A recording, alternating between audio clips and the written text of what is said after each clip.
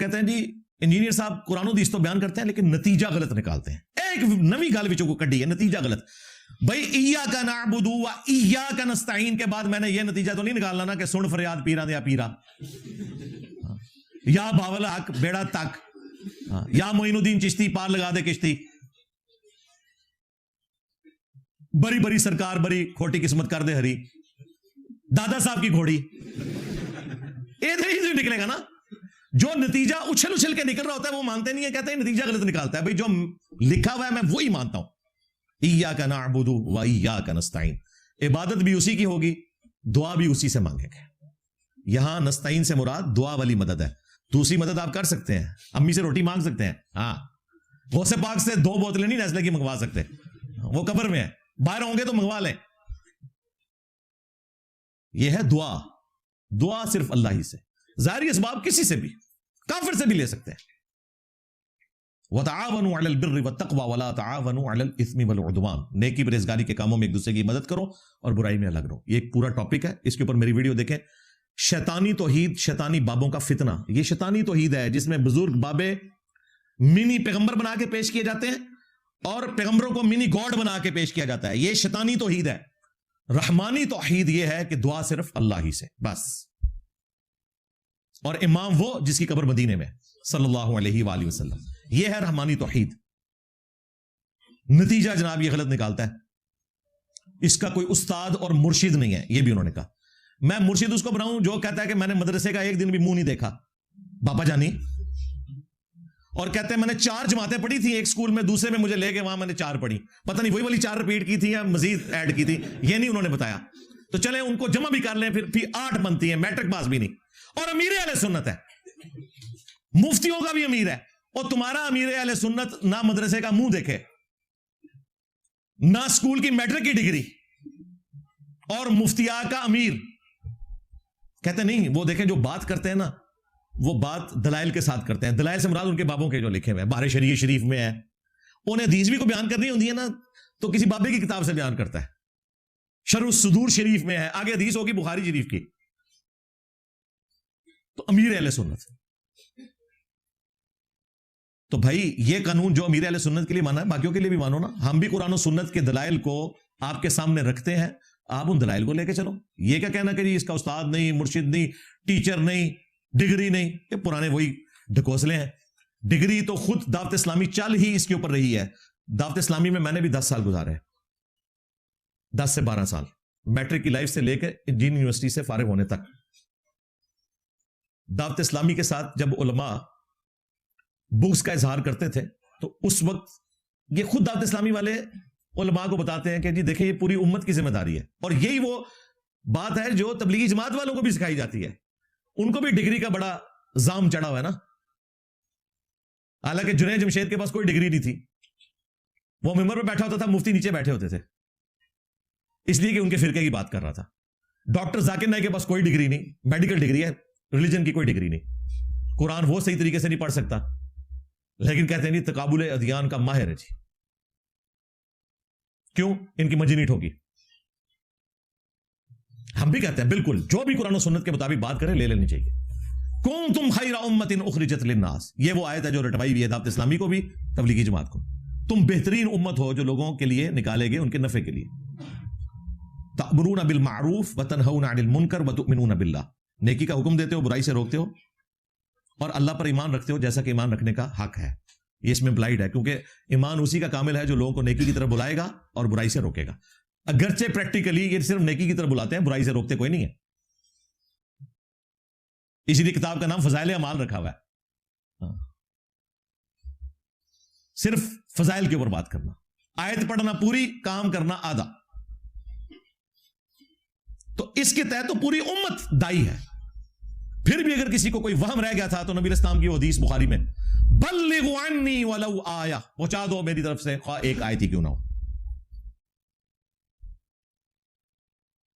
اور پھر وابیوں کو دیکھیں, ان کو بھی آج کل ڈگری کا خمار چڑھا ہوا ہے. کل تک یہ وابی لوگ حدیث سناتے تھے بخاری کی کہ حضرت ابو ہریرہ کو شیطان نے انسانی شکل میں وظیفہ دیا آیت الکرسی کا. نبی علیہ السلام نے کہا کہ یہ جو انسانی شکل میں آیا تھا, جو حضرت ابو ہریرہ کو تو نہیں پتا چلا کہ یہ شیطان تھا. دیکھو کتنے گیا دماغ. ان کے غوث کتب ابدال دلوں کا حال جانتے ہیں اور جو غوث کتب ابدال حضرت ابو ہریرہ کے قدموں کی خاک، نہیں سوری ان کے گھوڑے کی قدموں کے خاک کے برابر بھی نہیں ہے، ان کو نہیں پتا چلا 3 دن سے شیطان انسانی شکل میں آ رہا ہے. لو سامو میرے نبی سا ہے ہی کوئی نہیں، تیرے بابے تھے شاہی کوئی نہیں. بابا میں کوئی نہیں چڑھنا، جتنے منو موقع ملے گا چونڈی نہیں وڈاں گا، چک پاواں گا تھوڑے بابے نو. نبی اسلام نے کہا یہ شیطان تھا جو انسانی شکل میں ہے، اور اس نے بات سچی کی ہے شیطان ہے، جھوٹا ہے، بات سچی کی ہے کہ رات کو آیت الکرسی پڑھ لو تو صبح تک ایک فرشتہ حفاظت کے اوپر مامور ہوتا ہے. تو نبی صلی اللہ علیہ وآلہ وسلم نے شیطان کی سچی بات کی بھی تصدیق کرنے کا حکم دیا ہے، انڈورس کیا ہے، سوائے انجینئر صاحب کے بریکٹ میں انہوں نے لگا لیا. شیطان سے تو لے سکتے ہیں میرے بھائی. ایک پرائمری سکول کا بچہ بھی اگر کہے نا کہ سورۃ البقرہ کی آیت نمبر 279 میں سود خور کے بارے میں آیا کہ اللہ اور اس کے رسول عز و جل صلی اللہ علیہ وآلہ وسلم کا اعلان جنگ ہے، تو ہم نے اس سے ڈگری نہیں مانگنی. اور اگر آپ نے ڈگری مانگی اور کہا کہ میں تیری بات نہیں مانوں گا چونکہ تیرے پاس ڈگری نہیں ہے، تو آپ کافر ہو جائیں گے، کیونکہ وہ بات تو کر رہا ہے قرآن کی. ہم بھی ڈاکی ہیں، ہم قرآن و سنت کے دلائل سامنے رکھتے ہیں. آپ نے اگر انکار کرنا ہے تو اللہ رسول کا کر رہے ہیں، ہمارا تو نہیں کر رہے، ہم تو خود اپنی آخرت کی فکر میں. تو یہ ڈگریوں کا جو خمار ہے اس کو اپنے دماغ سے باہر نکالیں.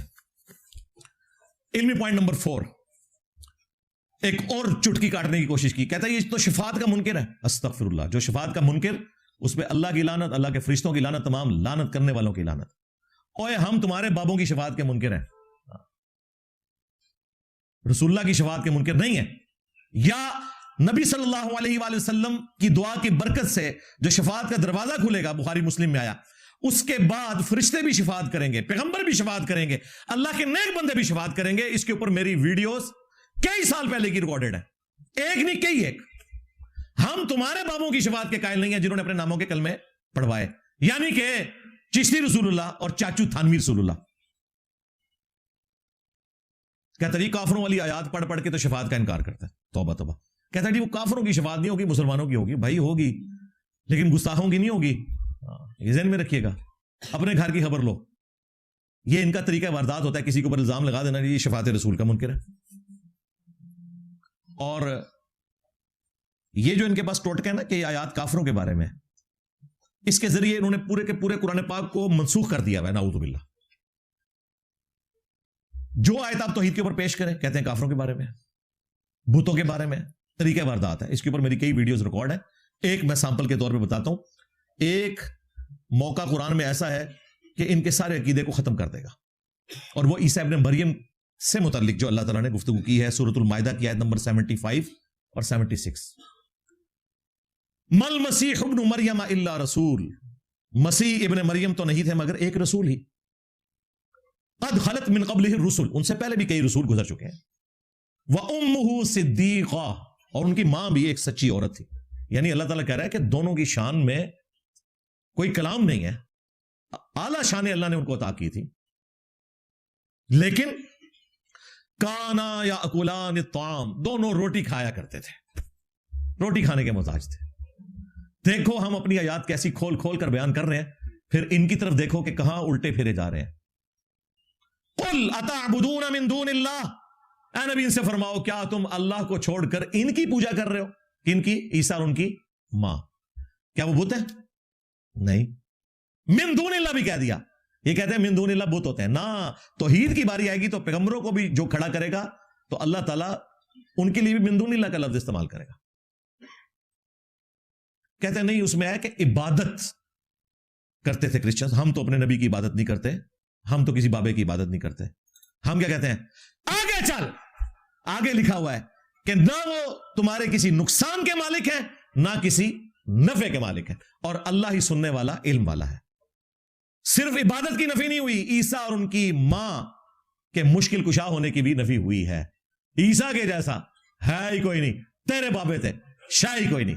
مریم کے جیسا ہے ہی کوئی نہیں، رابعہ بصریہ تھے شاہی کوئی نہیں. ادھی کلندری، ہاں ادھی کلندری کہتے ہیں. تیری کلندریاں تھے شاہی کوئی نہیں.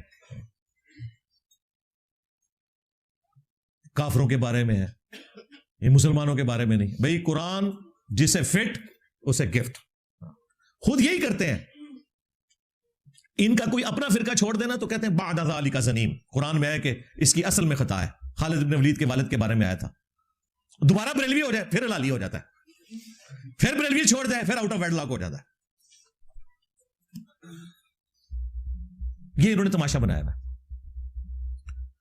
اور دوسری طرف ان کا حال یہ ہے کہ اپنے بزرگوں کی داغ بٹانے کے لیے ہمیں کہتے ہیں جی کلمہ تے تو ساڑھے بزرگاں نہیں پڑھایا سی نا, تمہارے آباء و اجداد بھی جو ہیں وہ حنفی تھے یا پیچھے سے کافر تھے بعد میں مسلمان ہوئے. بھئی کلمہ پڑھانا کسی شخص کا اس کی بزرگی کی دلیل کہاں سے ہو گیا؟ آج سینکڑوں کافروں کو جرمنی میں قادیانیوں نے کلمہ پڑھایا ہے, اور کلمہ یہی والا. کیا ہم مان لیں گے کہ وہ اسلام میں داخل ہوئے؟ کہتے ہیں کلمہ تو پڑھایا ہے لیکن عقیدے درست نہیں. تھوڑے بابے نے بھی عقیدے درست نہیں, چشتی رسول اللہ پارٹی. چلو وہ یہ تو بڑی ورسٹ مثال ہو گئی. ابھی تازہ ڈاکٹر ذاکر نائک حافظہ اللہ یہاں سے ہو کر گئے ہیں. ان کے بارے میں تو انٹرنیشنل میڈیا میں آ چکا ہے کہ 1 ملین سے زیادہ لوگ, یعنی 10 لاکھ سے زیادہ لوگ ڈائریکٹلی یا انڈائریکٹلی مسلمان ہوئے, اور کئی ہندوؤں کو انہوں نے کلمہ پڑھایا جس کی ویڈیوز رکھی ہوئی ہیں. کیا انہوں نے ڈاکٹر ذاکر نائک کو سلطان الہند مان لیا؟ کہتے ہیں نہیں وہ تو بخاری مسلم ہے, اللہ تعالیٰ فاسق سے بھی دین کا کام لے سکتا ہے, اس کے عقیدے درست نہیں ہے, اللہ تو دین کا کام لے سکتا ہے. توڑے بابے کے بارے بھی ساڑھے یہ عقیدہ ہے کہ بڑے پیڑے سن پر کام لے لیا اللہ نے. جب تک ڈاکٹر ذاکر نائک کو سلطان الہند نہیں مانو گے, تمہارے جعلی 90 لاکھ کو ہم نہیں مانیں گے جو ہے ہی فراڈ. اس زمانے میں اگر 90 لاکھ بندہ مسلمان ہوتا ہے تو آج سب کانٹیننٹ میں 80% مسلمان ہوتے. جھوٹ مارا جے. 633 ہجری میں فوت ہوئے ہیں معین الدین چشتی, 800 سال ہو چکے ہیں. اس زمانے میں 90 لاکھ نے کلمہ پڑھا. چلو چھڑ دو, اے تے ویڈیو موجود ہے نا, منو ڈاکٹر ذاکر نائک نو کہتے ہیں عقیدے درست نہیں, تھوڑے بابے نے بھی عقیدے درست نہیں. چلو 90 لاکھ پارٹی فارغ کرتی میں اسی اصول اور مبادی کے اوپر.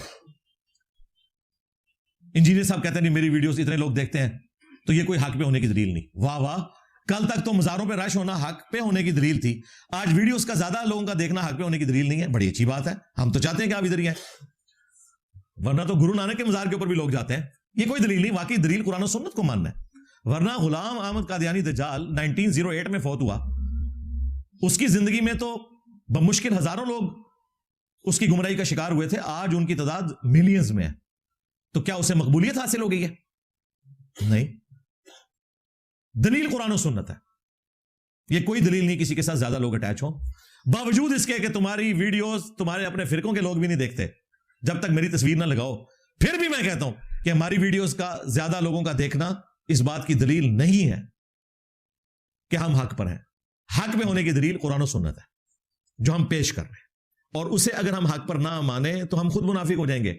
اسے اگر ہم پیشن سے بیان نہ کریں تو یہ ہمارے ایمان کی کمزوری ہے.